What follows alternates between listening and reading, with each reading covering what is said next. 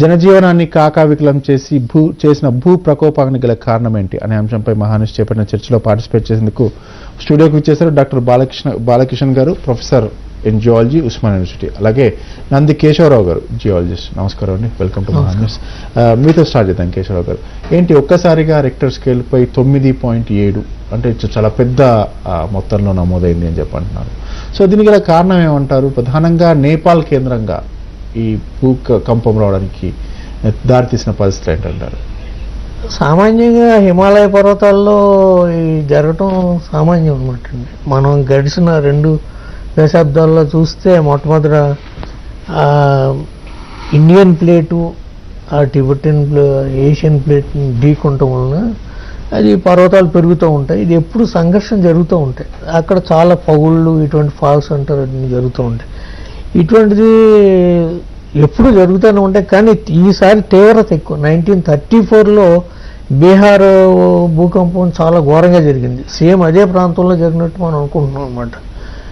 అది దీని యొక్క ప్రభావం మీకు నేపాల్లో కాకుండా, నేపాల్లో హిమాలయ పర్వతాల్లో కాకుండా, లోయలో కాకుండా కాఠ్మండు తర్వాత తెరాయ్ అని ఇంకొక సానువుల ప్రాంతం ఉంటుంది. దాని తర్వాత ఇండో గ్యాన్సిటిక్ ప్లేన్లో కూడా వచ్చి ఇవన్నీ ఎఫెక్ట్ అవుతుందన్నమాట. ఇది మామూలుగా మన ఇండియన్ ప్లేట్లో కూడా ఈ పొగలు అయితే ఎక్కడైతే ఉన్నాయో అది కూడా దీని మీద ప్రభావం చూపించి మనకు నార్మల్గా తూర్పు ప్రాంతంలో మనకు సీస్మిక్ ఏరియాస్ ఉన్నాయి. ఎక్కడ పైనుంచి బెంగాల్ నుంచి ఇటు పాండిచేరి వరకు కూడా అవి ఎప్పుడు కూడా పెద్ద తీవ్రంగా అప్పుడప్పుడు కంపిస్తూ ఉంటాయి. అవి దాటిపోవు. అవి కూడా ఎఫెక్ట్ అయింది. అది కాకుండా ఇంట్రా ప్లేట్ అని మామూలుగా నర్మదా ప్రాంతం, కచ్ ప్రాంతంలో కూడా ఏమైనా అయిందో, తర్వాత ఢిల్లీ ప్రాంతంలో కూడా ఇవి సామాన్యంగా జరుగుతూ ఉంటాయి. ఈ విశిష్టమైన దీని యొక్క మనం బేరీ చేసుకోవాలంటే మొత్తం అంతా రేపు వచ్చేటప్పటికి మనకు అంతా ఎక్కడెక్కడ ఏ ప్రాంతంలో జరిగిందో తెలుస్తుంది. ఇది సహజం. మీకు కాశ్మీర్లో ఎక్కడికి జరిగింది, జమ్మూ కాశ్మీర్, తర్వాత 2 సంవత్సరాల క్రితం సింధ్ ఏరియాలో ఇలా జరిగి, అన్ని హిమాలయ పర్వతాలు. 2004లో సునామీ కూడా అది దీని యొక్క ప్లేట్ జంక్షన్లోనే జరిగింది అనమాట. ఇది సామాన్యంగా జరుగుతూ ఉంటాయి. కానీ దీన్ని నివారించడం అన్నది కాకుండా దీన్ని ఏ విధంగా దీని నుంచి వద్దామండి, ఆ అంశాలకు వరుసగా వద్దాం.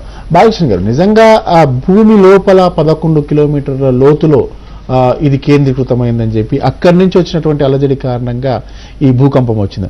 నిజంగా అంటే అఫ్ కోర్స్ చూసే వాళ్ళకి అసలు ఏం జరుగుతోంది ఏంటి, నార్మల్ సాధారణ ప్రజలకి, సాధారణ పౌరులకి ఏంటి ఒక్కసారిగా భూమి కంపించడం ఏంటి, ఎందుకు ఇలా జరుగుతోంది అనేటువంటి ఒక క్వశ్చన్ వస్తుంది కదా. ఏంటంటారు అబౌట్ ఎగ్జాక్ట్ ఇట్ ఈస్?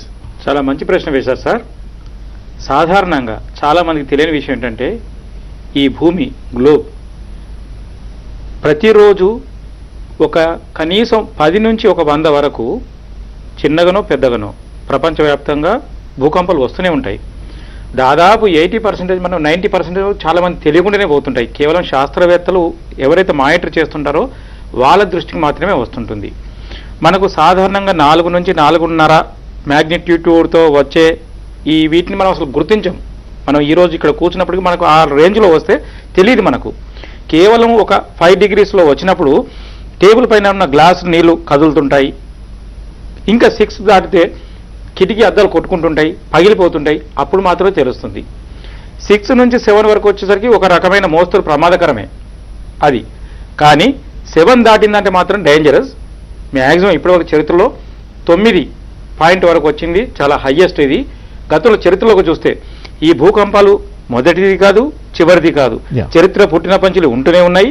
అయితే చరిత్రలో 1556లో చైనాలో వచ్చిన ఒక అత్యంత చరిత్రాత్మకమైన భూకంపంలో 8,30,000 మంది చనిపోయినట్టు ఒక రికార్డు ఉంది. అలాగే అదే చైనాలో 1976లో 6.5 లక్షలు చనిపోయారు. తర్వాత మన దగ్గర చూస్తే ఉత్తర కాశీ అనండి, మొన్న జరిగిన లాతూర్ అనుకోండి, గుజరాత్లో అనుకోండి, ఇవన్నీ కూడా జరుగుతున్నాయి. ఇది ఒక కాకపోతే చిన్న చిన్న వాటికి దృష్టికి రాదు. ఏవైతే 7 పాయింట్ దాటుతుందో అప్పుడు మాత్రమే ప్రమాదకరంగా చేరుతుంది. 7.5, 7.9 అంటే డేంజరసే. చరిత్రలో 8 దాకా పోయింది, మ్యాక్సిమం 9 వరకు పోయింది. ఎక్కడైనా జరుగుతున్నాయి. కేశవరావు గారు, నిజంగా అసలు అంటున్నారు డాక్టర్ గారు ఇంతకుముందు అంటున్నారు అనేది ఏంటంటే చాలా జరుగుతూ ఉంటాయి, 4 వచ్చిందంటే మనం గుర్తించలేమని చెప్పి. నిజంగా ఆ భూమి అంతర్భాగంలో జరిగేటువంటి సంఘర్షణల మూలంగా మీరు అన్నట్టు ఆ ప్లేట్స్, ఆ టెక్నికల్ టర్మ్స్ ఏవో చెప్పారు, వాటి కారణంగా భూమి కంపిస్తుంది అని చెప్పి. సో బేసికల్గా దానికి గల కారణం ఏంటి, అసలు మనం గుర్తించే స్థాయి ఏంటి, అతిగా వెళ్ళడానికి గల కారణం ఏంటి, దీనికి గల కారణాలను మనం విశ్లేషించవచ్చు అంటారా? ఇప్పుడు ఇది మనం పూర్వీకుల పురాణాల్లోనూ వాటిల్లో కూడా ఇది మెన్షన్ చేసి రకరకాల కారణాలు ఇచ్చారు. తర్వాత గడిచిన 80 సంవత్సరాల నుంచి ఎందుకు వస్తున్నాయి అన్నదానికి సైంటిఫిక్గా విశ్లేషణ ఏమని చెప్పారంటే, ఈ భూమి పైన కొన్ని ప్లేట్స్ ఉంటాయి, హార్డ్ అది మన గుడ్డు ఉన్నది కదా, గుడ్డు మీద ఉన్న పొరలే కదా 15-16 కిలోమీటర్లు ఉంటుంది. దాంట్లో తర్వాత యాస్ట్రోస్ఫియర్ అని మోల్టన్ ఏరియాలో ఉండే అవి మూవ్ అవుతున్నాయి అని కనుక్కున్నారు. దాన్ని కనుక్కున్న తర్వాత అవి స్లోగా మూవ్ అవుతాయి. పూర్వం ఏంటంటే దీన్ని, ఈ సిద్ధాంతాన్ని ఇప్పుడు మనం చూసేటప్పుడు ఆస్ట్రేలియా, మన సౌత్ అమెరికా, సౌత్ ఆఫ్రికా ఆ 2 కోస్టులు మనం చూస్తే ఆ 2 ఫిట్ అయిపోతాయి. దాన్ని అదేవిధంగా పూర్వం మన ఆస్ట్రేలియా, ఇండియా ఒకే భాగం కింద ఉండే, ఇవి స్లోగా మూవ్ అవుతూ ఉండి 60 మిలియన్ అలా మూవ్ అవుతూ ఉండి మన ఈ ప్లేట్ని ఢీకొంది. ఇవన్నీ స్లో ప్రాసెస్ అనమాట. మన ఒక విషయం మాత్రం మనం తెలుసుకోవాలి, ఈ ప్లేట్ టెక్టానిక్స్లో 2 రకాలు ఉంటాయి. ప్లేట్లు ఢీకొంటాం ఒకదాని మీద, తర్వాత ఇడిపోవటం. అంటే ఓ పక్క నుంచి భూమి క్రియేట్ అవుతూ ఉంటుంది, కిందకి వెళ్ళిపోతూ ఉంటుంది, ఓ పక్క నుంచి భూమి నాశనం అవుతూ ఉంటుంది. ఇది యూనిక్ ప్రాసెస్ అన్నది సహజమైన ప్రాసెస్. ఇది లేకపోతే మన రీసైకిల్ మ్యాటర్. ఒక్కొక్క డౌట్ సార్, మామూలుగా ఇప్పుడు గ్లోబ్ అంటాం మనం, గ్లోబ్ ఒక యూనిట్ గా తీసుకుంటాం. ఇంతకుముందు భూగోళం అనేటువంటి, ఈ భూగోళంలోనే భూమి ఉంది యాజ్ వెల్ యాజ్ నీరు ఉంది. భూమి దాన్ని మొత్తం కలిపితేనే ఈ గోళాకారంలో వచ్చింది దాన్ని భూమి. సో ఇటువంటి నేపథ్యంలో మీరు అంటున్నారు ఒక 10-16 కిలోమీటర్ల లోపలికి వెళ్తే ఏమీ ఉండదు, ఏదో ఏరియా వస్తుంది అనేటువంటి. ఏరియా అని కాదు, మీకు మ్యాగ్మా అంతా శూన్యం ఏం కాదు, మనకి పొరలు ఉన్నాయి దాంట్లో కూడా. దీనికి ఏంటంటే ఈ భూమికి ఒక యూనిక్నెస్ ఉన్నది. మీరు ఈ భూమి డయామీటర్ తీసుకోండి, వైశాల్యంలో మొట్టమొదటి కోర్ అని ఉంటుంది. ఆ కోర్లో ఐరన్ నికెల్ ఉంటుంది, అది లోపల తిరుగుతూనే ఉంటుంది, భూమి రొటేషన్ జరుగుతూ ఉంటుంది కదా. దాని తర్వాత మీకు మ్యాంటిల్ అని ఉంటుంది.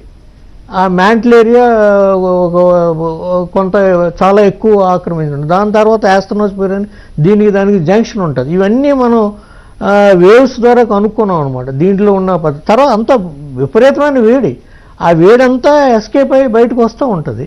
దాంతో లావా వస్తూ ఉంటుంది, భూమి క్రియేట్ అవుతూ ఉంటుంది. ఓ పక్క నుంచి ఈ భూమి దాని కిందకి వెళ్ళిపోతా. ఫర్ ఎగ్జాంపుల్ మీరు చూసుకుంటే మీకు ఇప్పుడు ఈ 2 ప్లేట్లు ఒకదాని మీద ఒకటి, దాని కన్వర్జెంట్ ప్లేట్స్ అంటారు, ఒకదాని మీద కిందకి వెళ్ళిపోతాయి. డైవర్జెంట్ ప్లేట్స్ అంటే ఇడిపోతూ ఉంటాయి. మీకు ఒక ఉదాహరణకు మీరు తీసుకుంటే, మీకు అట్లాంటిక్ సముద్రంలో ఆ 2 ప్లేట్లు ఇడిపోతాను ఉన్నాయి. అది వస్తూ ఐస్లాండ్ దగ్గరికి వెళ్ళిపోతుంది అనమాట. అలా ఇడిపోయినప్పుడు ఏమవుతుందంటే అక్కడ కూడా అగ్నిపర్వతాలు పడితే అది ఖండం పూర్తిగా ఇడిపోతుంది. ఇప్పుడు ఇంకో విధంగా ఆఫ్రికన్ రిఫ్ట్ అని ఒకటి ఉన్నది, అది కూడా ఆఫ్రికా ఖండం కూడా కొన్నాళ్ళు ముక్కలు అయిపోయి ఇడిపోతూ ఉంటుంది. ఇంకో దిక్కున ఏమవుతుందంటే ఇలాగ ఓవర్ రైడ్ అయిపోయి ఇదేమో నిజంగా బాలకృష్ణ గారు, ఒక రకంగా ఈ భూగోళం కానీ ఖగోళం కానీ చాలా వింతలు, చాలా అద్భుతాలు, వీటన్నిటికీ కేంద్ర బిందువుగా ఉంటుంది. ఇంతకుముందు సార్ చెప్పినట్టు విడిపోతూ ఉంటుంది, అతుక్కుంటూ ఉంటుంది. అంటే ఇది ఒక యూనిట్, ఒక గ్రహం. భూమి అనేటువంటిది ఒక గ్రహం. ఒక గ్రహాన్ని ఒక యూనిట్గా తీసుకుంటే, భూమి ఒక యూనిట్గా తీసుకుంటే, ఈ విడిపోవడం ఇదంతా ఏంటి, దీంట్లో అంతర్భాగమే కదా, దీంట్లో ఈ భూగోళంలో అంతర్భాగమే కదా. దాంట్లో నశించడం ఏంటి, కొత్తగా ఉద్భవించడం ఏంటి అనేటువంటి రకరకాల సందేహాలు, రకరకాల అనుమానాలు వస్తుంటాయి కదా. నేను కొంచెం క్లుప్తంగా మీకు క్లారిఫై చేయడానికి ప్రయత్నం చేస్తాను, సింపుల్గా ఎవరికైనా అర్థమయ్యేటట్టు. విషయం ఏంటంటే వారు చెప్పింది కాంటినెంటల్ డ్రిఫ్ట్ థియరీ అంటారు ఒకటి, రెండోది గోండ్వానా ల్యాండ్ థియరీ అని. ఇది కలిపితేనే వారు చెప్పిన సారాంశం ఏమిటంటే, ఒకప్పుడు భూమి, ఇప్పుడు ప్రపంచంలో ఉన్న దేశాలు ఏవైతే మట్టిగా ఉందో, దేశాలు ఉన్నాయో అదంతా ఒక ముద్దగా ఉండింది. ఇప్పుడు కాలక్రమేణా కొంచెం దూరం జరుగుతుంది. అదొక సిద్ధాంతము, ఓకే, అది వదిలేద్దాం మనం, ఇది మనకు అది ఇంపార్టెంట్ కాదు. విషయం ఏంటంటే అందరికీ అర్థమయ్యేటట్టు ఎందుకు భూకంపాలు వస్తున్నాయి అంటే నేను చెప్తాను. ఈ భూమిని మీరు ఒక ఫుట్బాల్ లాగా అనుకోండి కాసేపటికి, చాలా పెద్ద బాల్. ఈ బాల్ లోపల పైనుంచి సెంటర్ వరకు దాని గర్భం వరకు రకరకాల లేయర్స్ ఉన్నాయి, చాలా లేయర్స్. ఒక్కొక్క లేయరు కొన్ని వందల కిలోమీటర్లు ఉంటుంది. దాని యొక్క డెప్త్ ఏదో 10, 15, 20 కాదు, కొన్ని వందల కిలోమీటర్లు పైన ఉండేది ఒక లేయర్. దాని మీద మన ఈ గుట్టలు, కొండలు ఇవన్నీ ఉన్నాయి. ఆ తర్వాత ఇంకొక 100 కిలోమీటర్లు ఇంకొకటి, తర్వాత ఒక రాయి, ఇంకా ఇసుక, రకరకాల రకరకాల ఖనిజాలు ఉంటాయి. అవన్నీ పోతూ మనం పోలేము, కానీ మనం ఎవరు కూడా ఇంతవరకు అలాంటి సాహసం కూడా చేయలేరు. భూమి యొక్క సెంటర్ పాయింట్ ఏతుందో అక్కడ సలసల కాగే లావా ఉంటుంది, మ్యాగ్మా అంటారు దాన్నే, ద్రవ పదార్థంలో ఉంటుంది. అది వేడిగా ఉంటుంది. అక్కడ ఎవరు ఏ యంత్రం కూడా పోలేదు, పోతే అది కరిగిపోతుంది. అలాంటిది ఉంటుంది. కాబట్టి సపోజ్ అంత దాకా పోకుండా మనం కంప్లీట్గా చేయకుండా సింపుల్గా చెప్పాలంటే, భూమి నుంచి కొన్ని ఒక 10 కిలోమీటర్లు 15 కిలోమీటర్ల లోతులో సపోజ్ అనుకుందాం ఒక రాతి పొర ఉంది అనుకుందాం, ఒక స్లాబ్ లాగా. ఓకే, ఒక స్లాబ్ లాగా పెద్ద రాయి ఉంది. ఆ రాయి ఉన్నప్పుడు ఆ రాయి కింద ఎక్కడొక చోట కారణం ఏమైనా ఉండొచ్చు, కొంత ఖాళీ ఏర్పడింది అనుకుందాం, అక్కడ మట్టియో లేకపోతే డస్ట్ జారిపోయింది అనుకుందాం. పైన ఉన్న బరువుకు అది భరించలేక దాంట్లో క్రాక్స్ వచ్చి ఆ రాయి విరిగింది అనుకుందాం. ఓకే, ఒక జర్క్ లాగా ఇట్లున్నది. కడకన కొంచెం ఒక 1 ఇంచే కావచ్చు, 1 ఫీటే కావచ్చు, 1 మీటరే కావచ్చు, ఎక్కడ దానికో మనం ఎంతో దూరం వద్దు, ఒక 1 ఇంచు లేదా ఒక 6 ఇంచెస్ జరిగింది అనుకుందాం. దాని యొక్క ఇంపాక్ట్ భూమి మీద ఉన్న కొన్ని వందల కిలోమీటర్ల రేడియస్ లో డిస్ప్లేస్మెంట్ అవుతాయి. అది చిన్న టెక్నిక్. ఈ రాయి ఫోర్స్ అనేది అంత వెలాసిటీతోని వచ్చేసి మొత్తం కొన్ని వందల కిలోమీటర్ల రేడియస్ లో ఉన్న భూమి అంతా దాని యొక్క ఇంపాక్ట్ కు చెదిరిపోతుంది. ఇప్పుడు జరుగుతున్న సూత్రం కూడా సింపుల్. ఇది ఇలాంటి సింపుల్ టెక్నిక్ గ్లోబల్ గా ప్రపంచవ్యాప్తంగా ప్రతి చోట జరుగుతుంటది ప్రతిరోజు. కాకపోతే మనకు తెలియదు. ఎప్పుడైతే 5 పాయింట్ దాటిన తర్వాతనో, ముఖ్యంగా చెప్పాలంటే 6 దాటిన తర్వాతనే మనకు సైంటిస్టులు కానీ ఈ సీస్మోగ్రాఫర్స్ కానీ ప్రతి చోట మన హైదరాబాద్లో కూడా రోజు మానిటర్ చేసే వాళ్ళు ఉంటారు. ఎక్కడైతే అవుతుందో అప్పుడు అనౌన్స్ చేస్తారు. ఈ మ్యాక్సిమం 5:30 వరకు పెద్దగా హాని ఉండదు, పెద్దగా జరగదు, కానీ తెలుస్తుంది. మనం టేబుల్ 3-4 అయితే అది నెగ్లిజిబుల్, ఎవరు పట్టించుకోరు. కానీ ఇది ఈ విధంగా జరిగినప్పుడు విపరీతమైన ప్రాణ నష్టము, ఆస్తి నష్టం. దీంట్లో ఇంకొక చిన్న లాజిక్ ఉంది. ఏదో అడవిలో ఎక్కడో జరిగితే, ఏదో ఎడారిలో జరిగితే పెద్ద నష్టం ఉండదు, ప్రాణహాని ఉండదు, పెద్దగా ఆస్తి నష్టం ఉండదు.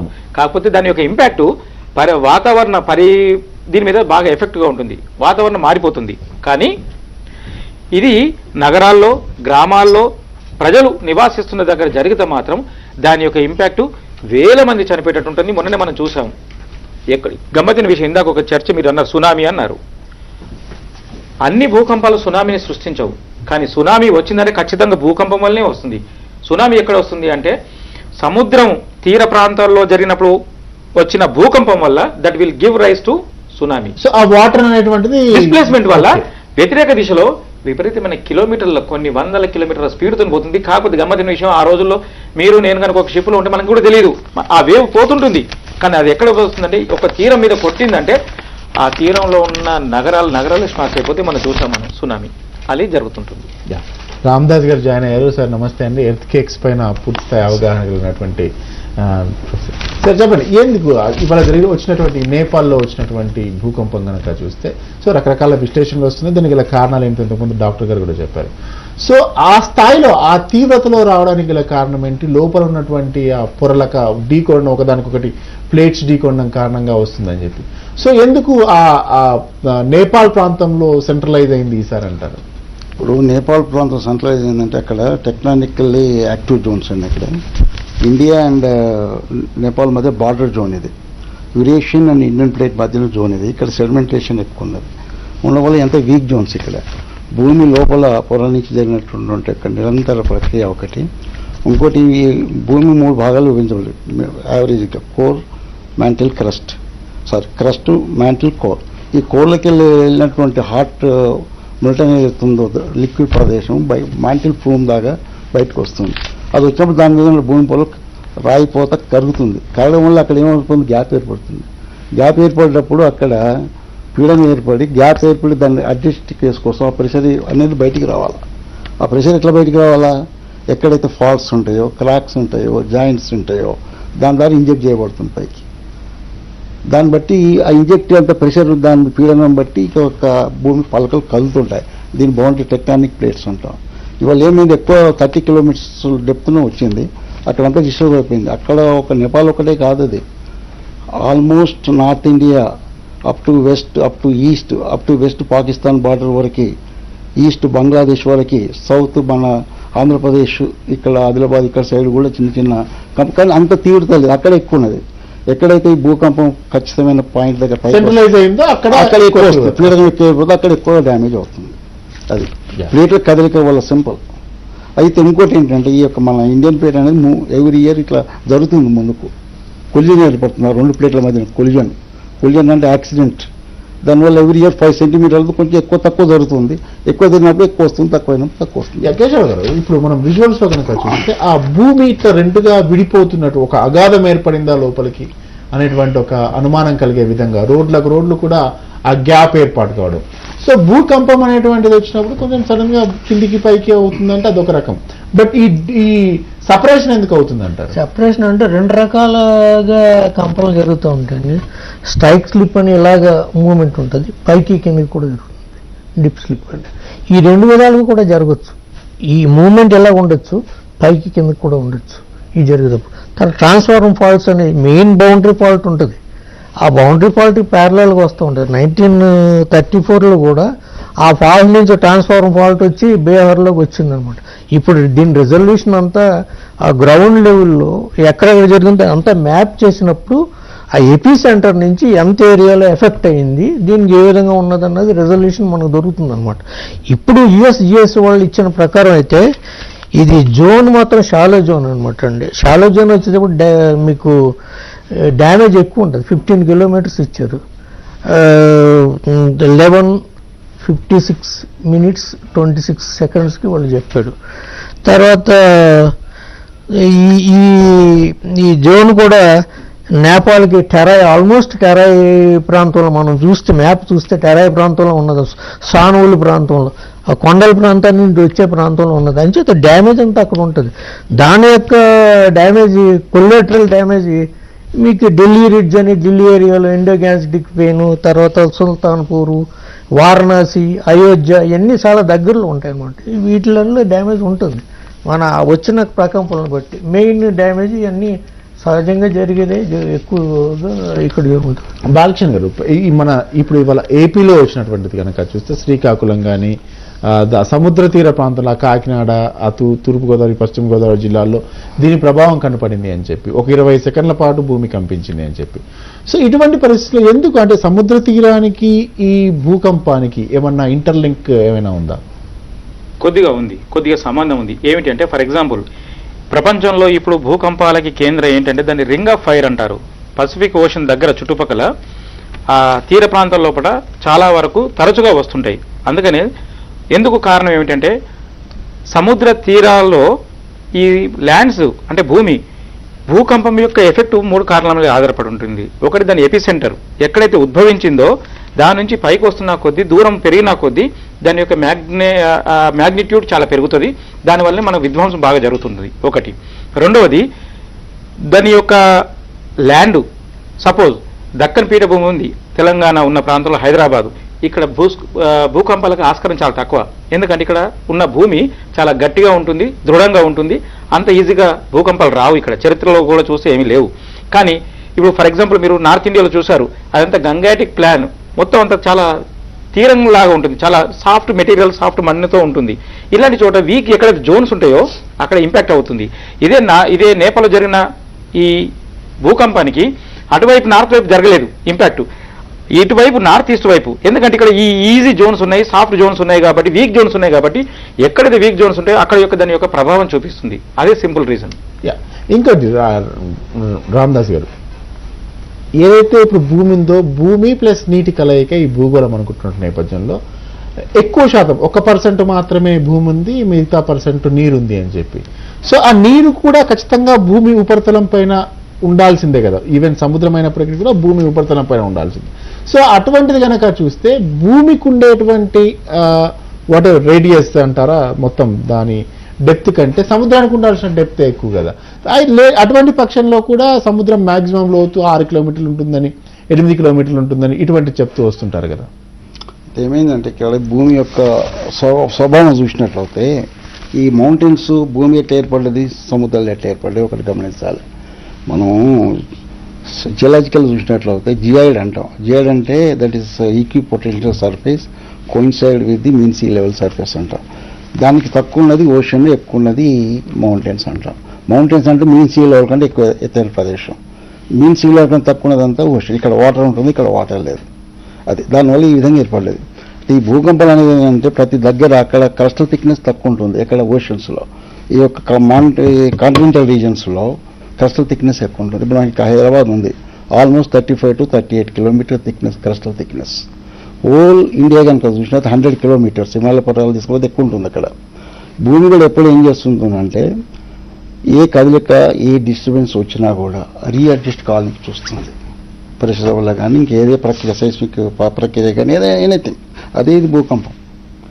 అది శక్తి బయటకు వచ్చినప్పుడు ఏమవుతుంది, రీఅడ్జస్ట్ కావాలా. ఇంకా ఇప్పటికీ బ్యాలెన్స్ కాదు. ఇప్పుడు మనం ఇలా కూర్చొని ఎలాగో అడ్జస్ట్ అయ్యాం. ఇప్పుడు ఈ బిల్డింగ్ ఉంది, 30 ఫ్లోర్ల బిల్డింగ్ కట్టాం, కింద ఎంత పోయింది? కింద 1 ఫీటు 2 ఫీట్లు కాదు కదా, 10 ఫీట్లు 15 ఫీట్లు పోయింది. దీన్ని ఐసోస్టేస్ అంటాం మనం. ఐసోస్టేస్ అంటే ఏంటంటే excess of mass is compensated by deficit of the mass. అది నేచర్. ఎప్పుడైతే డిస్టర్బ్ అయితే ఇది రివర్స్ అవుతుంది. కేశవరావు గారు రకరకాల కారణాలు చెప్తూ వస్తుంటారు. భూకంపానికి కూడా ఈ గ్లోబల్ వార్మింగ్ అనేటువంటిది కారణం అని చెప్పి. సో అడవులు ఇట్లా రకరకాల ఏవైతే పర్యావరణ సంబంధమైనటువంటి అంశాలు ఏవైతే ఉంటాయో వాటిన్నింటినీ కూడా భూకంపానికి జోడిస్తారు. సో నిజమేనా దాంట్లో ఉన్నటువంటి, అసలు మనం సహజంగా చూస్తే మీరు చెప్పినటువంటి కారణాలు కనుక చూస్తే భూమిలో వచ్చేటువంటి అడ్జస్ట్మెంట్స్ కారణంగా భూకంపాలు వస్తున్నాయని చెప్పి. సో దీనికి దానికి లింక్ ఏంటి అంటే సామాన్యంగా దాని లింక్ ఏమాత్రం లింక్ అంటే సైంటిఫిక్గా ఏమి ఎస్టాబ్లిష్ చేయలేదు. కానీ ఈ పర్యావరణంలో మార్పులు వలన డ్యామేజ్ కూడా ఎక్కువ అవ్వచ్చు. ఇప్పుడు మీకు హిమాలయాస్ ఉన్నాయి కదండి, అక్కడ సడన్గా భూకంపాలు ఎటువంటి వచ్చినప్పుడు డ్యామ్స్, లేక్స్ ఏర్పడతాయి అన్నమాట. ఇలా వెళ్ళేటప్పటికి డ్యామ్ అయిపోతాయి. డ్యామ్ అయిపోయేటప్పుడు సరస్సు ఏర్పడుతుంది. ఇంతకుముందు ఉన్న సరస్సు బరస్ట్ అవుతుంది, బరస్ట్ అవ్వచ్చు ఇంతకు ముందున్న డ్యామ్స్. ఇప్పుడు ఏమవుతుందంటే పర్యావరణాన్ని పక్కకు పెట్టి మనం చారధామంలో చూసాం కదా, వాళ్ళు ఇష్టం వచ్చినట్టు గ్రావిటీ మీద డ్రైవ్ చేస్తూ ఇచ్చేస్తారు. ఏంటి డ్యామ్స్ కట్టాను. తర్వాత టెహ్రీ డ్యామ్ ఒకటి ఉన్నది, దాని గురించి కూడా జియోలాజికల్ సర్వే వాళ్ళు బాగా అధ్యయనం చేశారు. చేసి సీస్మిక్ డిజైన్ ఇవ్వాల్సి వచ్చిందనమాట. దీన్ని ఏమవుతుందంటే ఈ డిజైన్లు ఏమన్నప్పుడు కెలామిటీస్ వచ్చినాయి అనుకోండి, కింద లో లెవెల్లో ఉన్న వాళ్ళు పోతూ ఉంటారు. అంచేత ఈ సీస్మిక్ ప్రాంతం అని ఎప్పుడో డొనేషన్ చేశారు. ఎక్కడ ఏమున్నది, దీన్ని ఏ విధంగా డిజైన్ ఇవ్వాలన్నది మన ఇండియన్ అంతా విభాగాలు చేసి సీస్మిక్ మ్యాప్స్ తయారు చేశారు. ఆల్రెడీ మన దగ్గర ఉన్నాయన్నమాట. సీస్మిక్ అట్లాస్లు కట్టాను. ఈ పూర్వం జరిగిన ఇన్సిడెంట్స్ని బట్టి, మానిటరింగ్ని బట్టి ఆ మ్యాప్ను తయారు చేశారు. దాన్ని బట్టి మనం ఆ డిజైన్ ఇచ్చేటప్పుడు డిజైన్ ఇవ్వకపోతే ఇటువంటి ఇప్పుడు పర్యావరణం వల్ల ఏమవుతుందంటే హిమాలయాస్లో చాలా పెద్ద పెద్ద గ్లేషియర్స్ ఉన్నాయి, అన్నీ కరిగిపోతున్నాయి. కరిగిపోయేటప్పటికి ఏంటంటే 1/3 of the population depends on Himalayas. 1/3 of the actual water resources are there in Himalayas. అవన్నీ కరిగిపోయేటప్పటికి పెరినియల్ రివర్ జీవనదులన్నీ కరిగిపోయేటప్పటికి ఏమవుతుందంటే అన్లోడింగ్ జరిగేటప్పుడు టెక్టానిజం కూడా జరుగుతూ ఉంటుంది. మెయింటైన్ చేస్తాను వారు చెప్పినట్టు ఐసోస్టేసి మెయింటైన్ చేస్తానికి ఈ టెక్టానిజం కాకుండా ఐసోస్టాటిక్ టెక్టానిజం కూడా జరిగి వెర్టికల్గా మూమెంట్స్ జరుగుతూ ఉంటాయి. ఈ జియోడ్ అడ్జస్ట్మెంట్ అవ్వాలి, లేకపోతే అది తిరగటం చాలా కష్టం అనమాట. ఇప్పుడు మన యూనిక్నెస్ ఇంకో విషయం, మీరు ఒక డివేటే ఒక విషయం చెప్తున్నాను. ఈ సూర్య మండలంలో యూనిక్నెస్ ఉన్నది మన భూమి ఒకటే. దీనికి మ్యాగ్నెటిజం ఉన్నది. ఏం చేతంటే ఈ నికెల్ ఐరన్ కోర్ ఉన్న మనల్ని మ్యాగ్నెటిక్ ఫీల్డ్ ఉన్నది. మ్యాగ్నెటిక్ ఫీల్డ్ లేకపోతే మనకి ఎప్పుడో సోలార్ అంటున్నారు కదండి, అంటే నివాసయోగ్యమైనటువంటి గ్రహాలు ఇంకేం లేవు. ఇప్పుడు మన మండలంలో ఇంతమంది దీనికి ఉన్న యూనిక్నెస్ ఏంటంటే హ్యాబిటబుల్ జోన్లో ఉన్నాము. 4.1 మామూలుగా ఒక ఆస్ట్రనామికల్ యూనిట్ ఉన్నది. ఆ యూనిట్లో మనం ఉన్నాం అనమాట. 149 మిలియన్ కిలోమీటర్స్ దూరంలో ఉన్నాం. దాటితే మనం మన జోన్ దాటేమనుకోండి, మార్సులోకి వెళ్తే అంత శీతలం, ముందర హాట్. తర్వాత మనకి ఇది ఒకటి మ్యాగ్నెటిజం ఉన్నది. మ్యాగ్నెటిజం ఉన్నది కాబట్టి సోలార్ విండ్ డ్రైవ్ చేస్తుంది. వేరే వాటికి లేదు. ఒక మెర్క్యూరీ కొద్దిగా ఉన్నది. రెండోది ప్లేట్ టెక్టానిక్స్ ఉన్నది. ప్లేట్ టెక్టానిక్స్ ఉన్నప్పుడు రీసైకిల్ అవుతుంది అనమాట మెటీరియల్ లోపలికి. వేరే వాటికి ప్లేట్ టెక్టానిక్స్ లేదు. మీరు మిగతా గ్రహాలు మనం చాలా అదృష్టవంతులు అనమాట. అదేవిధంగా మీకు ఓజోన్ పొర ఉన్నది, ఆ ఓజోన్ పొర లేకపోతే మీకు సామాన్యంగా నిజంగా మనం మొత్తము ఎంత ఉన్నప్పుడు ఇంతకుముందు సార్ చెప్పినట్టు జీవనదులు వీటన్నిటిని కూడా మనం హిమాలయాలను ప్రామాణికంగా చేసుకుని, అంటే భారతదేశానికి సంబంధించి హిమాలయాలను ప్రామాణికంగా చేసుకుని మొత్తం జరుగుతూ వస్తుంది. సో ఇటువంటి నేపథ్యంలో ప్రపంచవ్యాప్తంగా కూడా అటువంటి ఆధారాలు ఏవో, అటువంటి మూలాధారమైనటువంటివి ఏవో ఉండి దాని ద్వారా మొత్తం పర్యావరణాన్ని కానీ ప్రజల్ని కానీ మొత్తం ప్రభావితం చేసేటువంటి పరిస్థితి ఉంటుంది కదా. నిజంగా దీన్ని చూస్తే అంటే ఎట్లా, హౌ ఇట్ బ్యాలెన్సబుల్ అంటారు? ఇంకొక విషయం నేను స్పష్టం చేయదలుచుకున్నాను. ఈ గ్లోబల్ వార్మింగ్ కానీ దాని యొక్క ఇంపాక్ట్ భూకంపాలకు ఏమాత్రం సంబంధం లేదండి. అదొక వేరే, ఇది వేరే, దానికి దీనికి సంబంధం లేదు. కానీ భూకంపాలు వచ్చినప్పుడు ఈ భూగోళం, ఈ గ్లోబల్ వార్మింగ్కి ఎఫెక్ట్ వస్తుంది. ఈ భూమిలో నుంచి ఉద్భవించే వేడి వాయువులు కానీ లేకపోతే అగ్ని ఇలాంటిది కానీ దాని యొక్క ఇంపాక్ట్ ఇలాంటిది ఎప్పుడైనా సముద్ర ప్రాంతంలో జరుగుతూనేమో మీకు సునామీలు వస్తాయి. ఈ హిమాలయ ప్రాంతంలో జరుగుతూనేమో అక్కడున్న మంచు విపరీతమైన వేడితో తొందరగా కరిగిపోవడము, లేదా అక్కడ సహజ సిద్ధంగా ఏర్పడిన సరస్సులు కూడా అవి బ్రేక్ అయిపోయి వరదల రూపంలో వచ్చేసి ప్రజలు కొన్ని వేల మంది గతంలో జరిగినట్టు, ఉత్తరకాశీలో జరిగినట్టు ఇలాంటివి కూడా ప్రమాదాలు ఉంటాయి. కాబట్టి మనం దాన్ని వేరుగా చూడాలి, దీని వేరుగా చూడాలి. అయితే ప్రపంచవ్యాప్తంగా ఇది జరుగుతున్నప్పటికీ ప్రపంచంలో అన్నిటికన్నా ఎక్కువగా జరిగేది జపాన్లో జరుగుతాయి. అవును, జపాన్లో జరుగుతున్నప్పుడు అక్కడ ప్రజల్ని సన్నసిద్ధంగా చేస్తారు, అక్కడ రెడీగా చేస్తారు, ప్రిపేర్ చేస్తారు. మన దగ్గర కూడా ఈ ప్రిపేర్నెస్ లేకపోవడం వల్ల చాలా ప్రాణ నష్టం, ఆస్తి నష్టం జరుగుతుంది. నా అభిప్రాయంలో ఏంటంటే ఢిల్లీలో నేషనల్ డిసాస్టర్ సెంటర్ ఒకటి ఉంది, అలాగే ఈ రాష్ట్రంలో కూడా ప్రతి చోట ఒక డిసాస్టర్ సెంటర్ ఉంది. కానీ అవి నామకే వాస్తే లాగా పేరు కోసం డిజాస్టర్ మేనేజ్మెంట్ సిస్టమ్ ఉంది. ఐఏఎస్ ఆఫీసర్ ఉంటారు, పాపం వాళ్ళకు తగిన ఫండ్స్ ఇవ్వరు, ఒక కార్యక్రమాలు ఉండదు కాబట్టి వాళ్ళు ఏమి చేయలేకపోతారు. నా అభిప్రాయంలో దేశంలో ఉన్న వాళ్ళందరికీ స్కూల్ పిల్లలతో సహా, స్కూల్ టీచర్లతో సహా, అది గవర్నమెంట్ కానివ్వండి, ప్రైవేట్ కానివ్వండి, పోలీస్ డిపార్ట్మెంట్లు, ఈవెన్ రెవెన్యూ, మున్సిపల్, మీరు ఏ వింగ్ అయినా తీసుకోండి, అందరికీ కనీసం ఒక 2-3 రోజుల ట్రైనింగ్ ఇవ్వాల్సిన అవసరం ఉంటుంది. ఇది ప్రకృతి బీభత్సాలు అది ఏమైనా కావచ్చు, వరదలు కావచ్చు, వర్షాలు కావచ్చు, ఏది వచ్చినా కానీ వాళ్ళని సన్నద్ధంగా ఉండడానికి, అంటే ఒక తుఫాను వచ్చిందన్నా కానీ భయపడి వణిపోయి చచ్చిపోవడం కాదు, దీన్ని ఏ విధంగా ఎదుర్కొంటాము అనే ట్రైనింగ్ చాలా మంది ప్రజల్ని చావు నుంచి కాపాడుతాము, వాళ్ళ ఆస్తులు నష్టం కాకుండా చూస్తాము. ప్రభుత్వాలు ఇప్పటికైనా కళ్ళు తెరిచి ఆ డిసాస్టర్ మేనేజ్మెంట్ కి రామ్దాస్ గారు, నిజంగా ఇప్పుడు ఏదైతే భూకంపాలు వచ్చేటువంటి ప్రాంతాలు అంటే దాంట్లో కూడా మనం నేపాల్ కూడా ఒకటి అనుకుంటున్న సందర్భంలో ఎందుకు అటువంటి ప్రికాషనరీ మెజర్స్ ఎందుకు తీసుకురంటారు? ఆ కట్టడాలకు సంబంధించి ఇప్పుడు జపాన్ ఒక ఉదాహరణ చెప్పారు. జపాన్ నిజంగా ఈ ప్రకృతి వైపరీత్యాల నుంచి చాలా నేర్చుకుంది, చాలా రకాలైనటువంటి టెక్నాలజీతో ముందుకు వచ్చింది. ఈవెన్ భవన నిర్మాణాలు కూడా భూకంపానికి తగ్గట్టుగా అవసరమైతే వంగి కదిలే విధంగా కూడా ఉంటాయి, ఎదుర్కొనేలా. ఎందుకు వాటిని మన ప్రభుత్వాలు, అంటే అఫ్ కోర్స్ నేపాల్ కూడా ఉంది, మన దగ్గర కూడా మనం కూడా చాలాసార్లు బాధితులుగా ఉన్నాము. ఇక్కడ మనకు ప్రతిరోజు రావు, అకేజనల్ వస్తున్నాయి. ఇక్కడ డిఫరెన్స్ అది ప్రతిరోజు వస్తే దాని ఇంటెన్సిటీ ఎక్కువ ఉంటుంది, దానివల్ల కూడా గవర్నమెంట్ యాక్షన్ కూడా ఎక్కువ ఉంటుంది. అదొకటి కారణం అండి. సో ఇప్పుడు నేపాల్ లాంటి దాంట్లో కూడా అప్పుడప్పుడు వచ్చేది. నేపాల్ అనేది పర్వత ప్రాంతాలు ఎక్కువ వస్తుంది కనుక అక్కడ ఎక్కువ మనం కనిపెట్టలేము, ఎక్కువ డ్యామేజ్ ఉండదు. ఈ రోజు అక్కడ దాని ఎక్స్పాన్షన్ ఎక్కువ ఉంది కనుక కనిపెట్టగలిగాము. అక్కడ డ్యామేజ్ ఎక్కువ అక్కడ మన ఇంట్రెస్ట్ అక్కడ ఉంటుంది, మన ఫోకస్ అక్కడ ఉంటుంది. అయితే మన వాళ్ళు ఏం చేశామంటే ఇండియాలో జియోఫిజికల్ సర్వేస్, గ్రావిటీ కానీ వాటితోటి చేసి భూకంపాలు ఎక్కడెక్కడ వస్తాయో కనిపెట్టాం. Weak zones, faults, geological structures, geological faults, deep seat faults అన్ని అక్కడెక్కడ వచ్చేదాన్ని మనం అవాయిడ్ చేయగలము, ఇక్కడ బిల్డింగ్ కట్టకూడదు అని మనం గవర్నమెంట్కి హెచ్చరిక ఇచ్చాము. అది పాటిస్తుంది. ఇక పాటించినప్పుడు ఏం చేస్తుంది government, nature will take its own action. ఇప్పుడు మన ఆంధ్రప్రదేశ్ ఉంది, ఆంధ్రప్రదేశ్ రాజధాని ఎక్కడ కడుతున్నారు? కృష్ణా బేసిన్లో కడుతున్నారు. అది అందరూ చెప్పారు కొంచెం తరచుగా భూకంపాలు వస్తాయి. అయినా గవర్నమెంట్ ఇంటలేదు, ఎందుకు ఇంటలేదు అంటే జపాన్ టెక్నాలజీ అడాప్ట్ చేసుకుంటాం అనొచ్చు. చేస్తే మంచిదే, మనం వద్దాం. మనం నేచర్కి ఎగనిస్ట్ పోకూడదు. That is my principle. పోతే అది మనకు రియాక్షన్ ఇస్తుంది. కేశవ్ గారు, ఇప్పుడు ఇవాళ ఏదైతే నేపాల్లో పడిపోయినటువంటి ఆ శిథిలం ఏదైతే ఉందో చాలా పురాతనమైనటువంటిది అని చెప్పి, సో చాలా మంచి పురాతనమైనటువంటి కట్టడము, చాలా గట్టిగా ఉన్న, ఈవెన్ నేపాల్ రాజు కోటకు కూడా బీటలు వారాయని చెప్పి మనకు వార్తలు అందుతున్నాయి. ఎందుకు అంత ఇంటెన్సిటీ ఎక్కువ రావడానికి గల కారణం ఏమంటారు? మనం ఇప్పుడు కనుక చూస్తే అప్పుడప్పుడు వస్తాయని చెప్పి సార్ చెప్తున్నారు. ఓకే, అప్పుడప్పుడు వస్తాయనుకున్నప్పటికీ కూడా గతంలో ఎప్పుడు రానటువంటిది ఇప్పుడు రావడానికి దీనికి ఒక విధం ఉంటుందండి. ఏం చేద్దంటే మీకు యాక్చువల్గా టైం స్కేల్లో మనం అన్ని బేరీ చేసుకుంటే ఒకటి హిస్టారికల్గా రికార్డ్స్ ఉంటాయి ఎప్పుడు జరిగిందని. పూర్వ రికార్డ్స్ బ్రిటిష్ వాళ్ళు వచ్చిందా 1850 నుంచే వాళ్ళు మొట్టమొదటి తయారు చేశారు. రికార్డ్ చేయడం వాళ్ళు రికార్డ్ చేస్తారు సిస్టమేటిక్గా. అంతకుముందు పురాణాల్లో ఉన్నాయి. మన భూకంపుడు సీతామహదే అని చూసారు కదా, ప్రతి ఇతిహాసాల్లోనూ ఉన్నాయని జరుగుతూ ఉంటాయి. మొట్టమొదటి సీస్మోగ్రాఫ్ కనిపెట్టిన చైనీస్ వాళ్ళు 2000 years బ్యాక్ వాళ్ళు కనిపెట్టారు.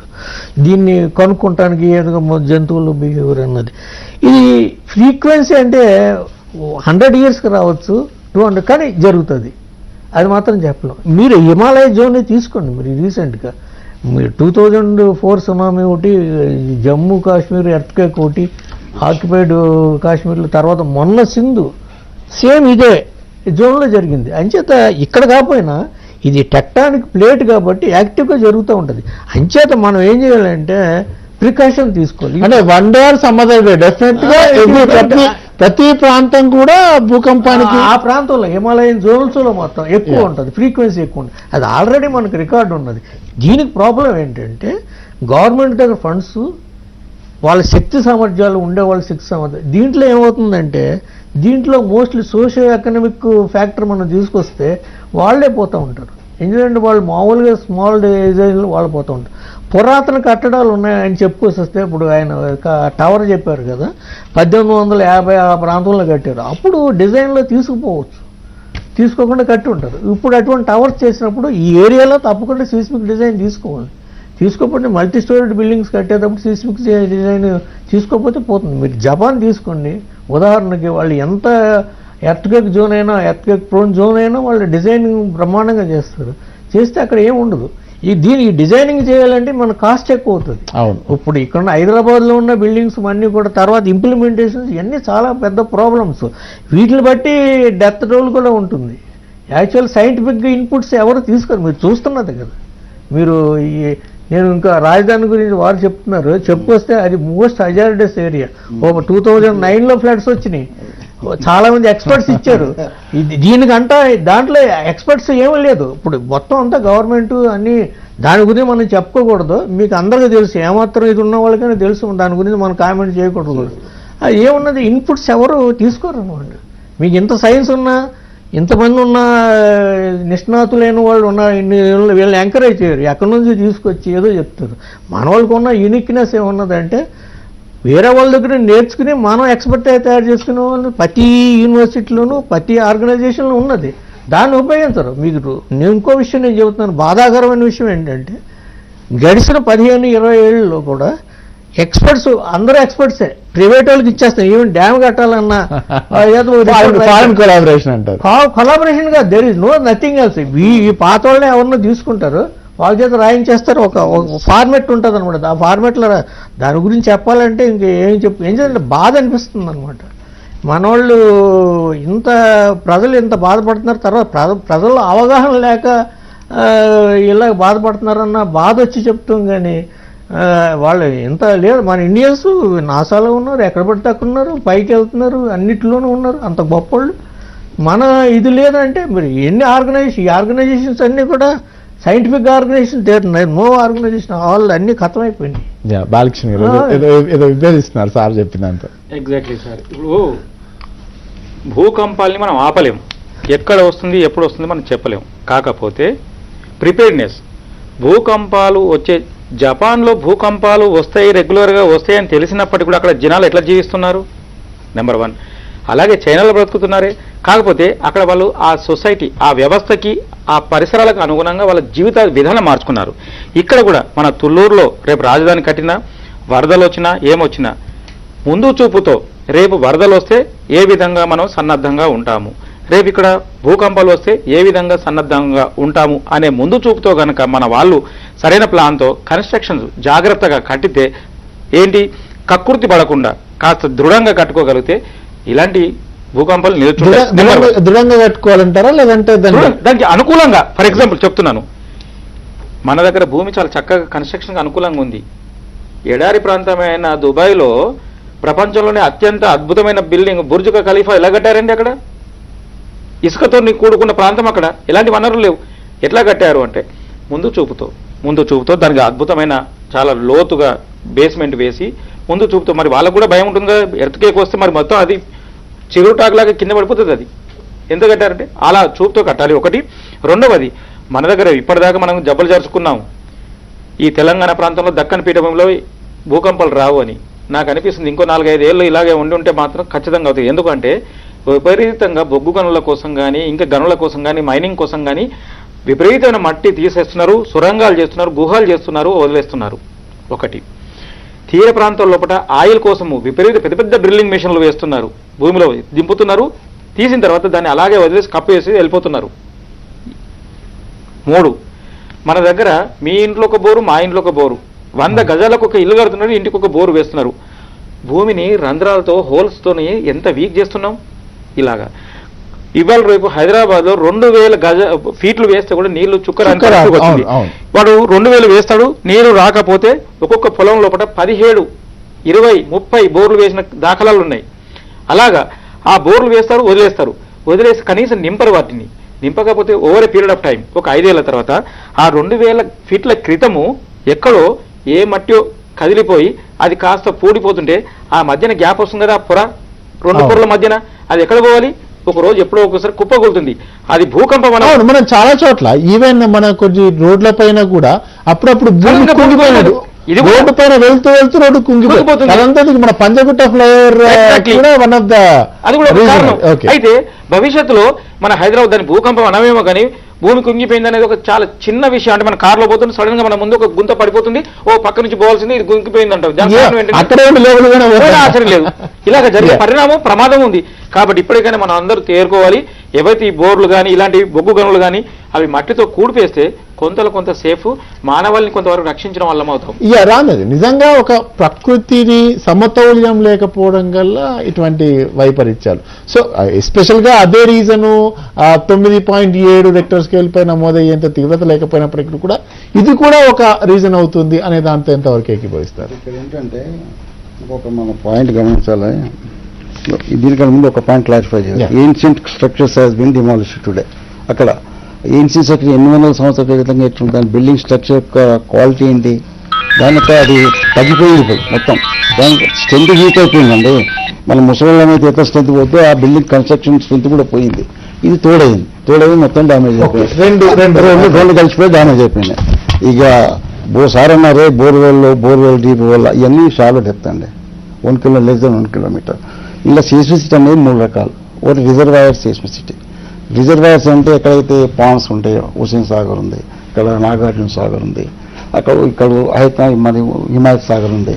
ఇవన్నీ కూడా చిన్న